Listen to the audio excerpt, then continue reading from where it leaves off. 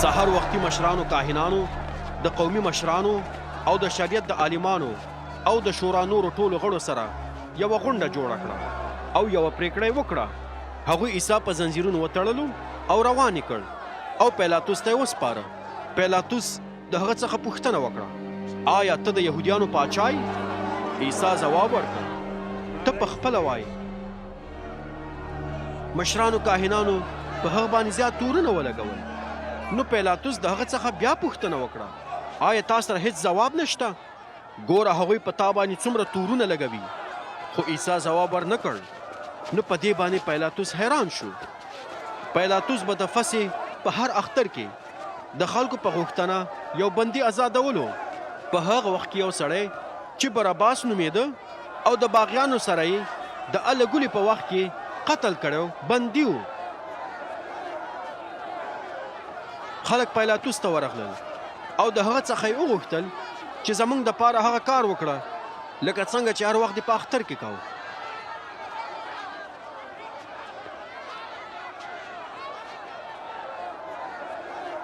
پیلاطس د هغوی څخه پوښتنه وکړه، آیا تاسو غواړئ چې د یهودیانو پاچا درته راخلاص کړم؟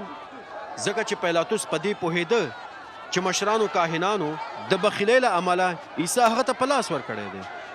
خو مشرانو کاهنانو خلک ولمسول چې د پیلاطس څخه وغواړي چې د عیسی په ځای ورته باراباس آزاد کړي. پیلاطس یو ځل بیا هغوی ته وویل، نو بیا د هغه سړي سره چې تاسو ورته د یهودیانو پاچا وایئ څه وکړم؟ هغوی بیا چغې کړې، هغه په صلیب باندې ځوړند کړئ. پیلاطس د هغوی څخه پوښتنه وکړه، ولې؟ هغه څه جرم کړی دی؟ خو هغوی چغې نورې هم زیاتې کړې، هغه په صلیب باندې ځوړند کړئ. پیلاطس غوښتل چې خلک خوشحاله کړي، نو باراباس یې ورته آزاد کړ. بیا یې حکم وکړ چې عیسی په درو باندې ووهي او هغه د عسکرو ته وسپاري چې په صلیب باندې ځوړند کړي.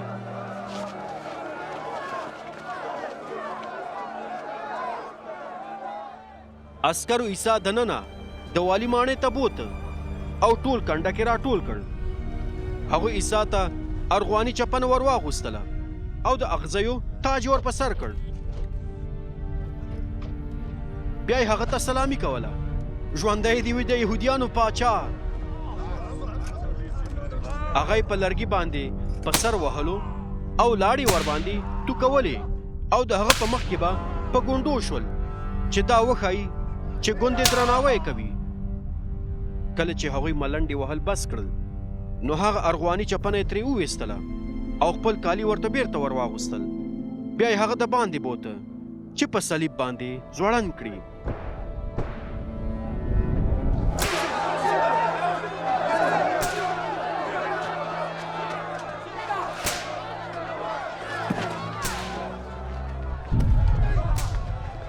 هغوی په لاره کې د شمون په نوم د یو سړي سره چې د کلیوالي سیمې څخه ښار ته را روانو مخامخ شول. عسکرو هغه مجبور کړ چې د عیسی صلیب یوسي. شمعون د قیروان څخه او د سکندر او روفس پلارو. هغوی عیسی هغه ځای ته بوته چې د جلجتا په نوم یادېده چې معنی د سر کوپړۍ ده. هغه ته یې داسې شراب ورکول چې د مرکڼ په نوم یوه دوا پکې ګډه شوې وه، خو هغه ونه څښل.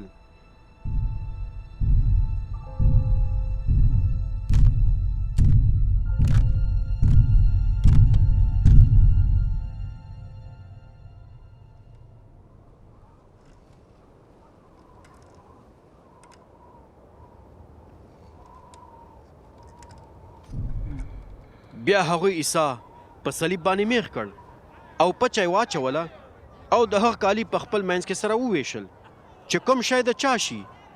د سهار 9 بجې وې چې هغه یې په صلیب باندې ځوړند کړ. په هغه باندې لګول شوی تور چې په یوه تخته باندې لیکل شوی و د یهودیانو پاچا. د هغه سره یې 2 داړه ماران هم په صلیب باندې ځوړند کړل، یو د هغه ښي لاس ته او بل چپ لاس ته. په دې ډول د پیغمبرانو هغه لیکنې پوره شوې چې وایي هغه په بدکارانو کې وشمیرل شو. څوک چې په لاره تیرېدل نو خپل سرونه به یې خوځول، عیسی ته به یې ښکنځلې کولې او ویل به یې، واه تا غوښتل چې د خدای کور وران کړي او په 3 ورځو کې بیرته جوړ کړي. اوس خپل ځان وژغوره او د صلیب څخه راښکته شه. همدارنګه مشرانو کاهنانو او د شریعت عالمانو په خپل منځ کې په هغه باندې ملنډې وهلې او ویلې هغه نور خلک ژغورل خو خپل ځان نشي ژغورلی. پرېږدئ چې مسیح د اسرائیلو پاچا اوس د صلیب څخه راښکته شي تر څو موږ هغه ووینو او ایمان ور باندې راوړو. هغو 2 کسانو چې د عیسی سره په صلیب ځوړند کړی شوي وو هم هغه ته ښکنځلې کولې